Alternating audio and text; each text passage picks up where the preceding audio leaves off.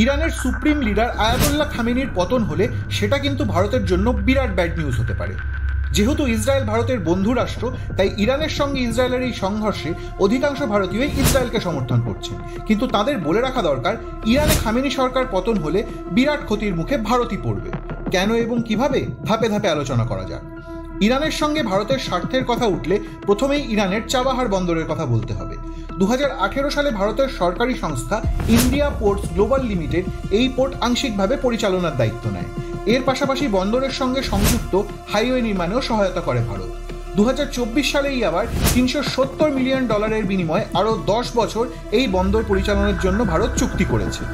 এই বন্দরের সবথেকে বড় গুরুত্ব হলো এর উপস্থিতি ভারতকে পাকিস্তানের গওদর বন্দরকে বাইপাস করে আফগানিস্তান এবং মধ্য এশিয়ায় আমদানি রপ্তানিতে সাহায্য করে। শুধু তাই নয়, এই বন্দরটি পাকিস্তানের চীন নিয়ন্ত্রিত গওদর পোর্টের একটি বিকল্প হিসেবেও কাজ করে। সেই সঙ্গে এই চাবাহার পোর্ট ভারত ও রাশিয়ার মধ্যে একটি বাণিজ্যিক করিডোর সৃষ্টি করে এবং ভারতকে সরাসরি সমুদ্রপথে ইউরোপের সঙ্গে যুক্ত করে। ধরা যাক ইরানে খামেনির পতন ঘটল। এমনটা হলে সবার প্রথম ভারতের এই বিপুল পরিমাণ ইনভেস্টমেন্ট প্রশ্নের মুখে পড়ে যাবে।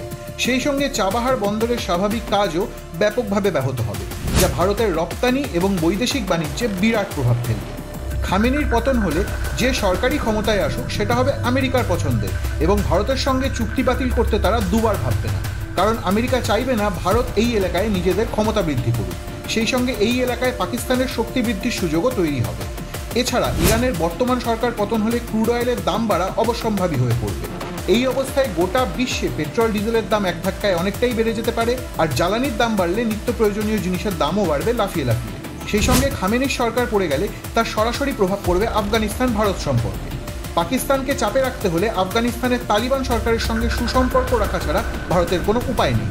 কিন্তু চাবাহার বন্দর হাত থেকে চলে গেলে আফগানিস্তানের সঙ্গে সমুদ্রপথে ভারতের যোগাযোগ বিচ্ছিন্ন হয়ে যাবে। ফলে ভারত ধাক্কা খাবে এবং চীন এই সুবিধা নিতে চাইবে। তাই ইরানের বর্তমান সরকার ভারতের পছন্দের না হলেও কূটনীতি, বিদেশ নীতির ভারসাম্য এবং বৈদেশিক বাণিজ্য সচল রাখার স্বার্থে ইরানের বর্তমান সরকারের স্থিতিশীলতা ভারতের জন্য অত্যন্ত জরুরি। আচমকা খামেনির পতন তাই ভারতের জন্য বিগ ব্যাড নিউজ হয়ে উঠতে পারে। আমাদের কন্টেন্ট ভালো লাগলে লাইক, কমেন্ট ও শেয়ার করুন। এরকম কন্টেন্ট আরও পেতে সাবস্ক্রাইব করে বেল আইকন প্রেস করতে ভুলবেন না।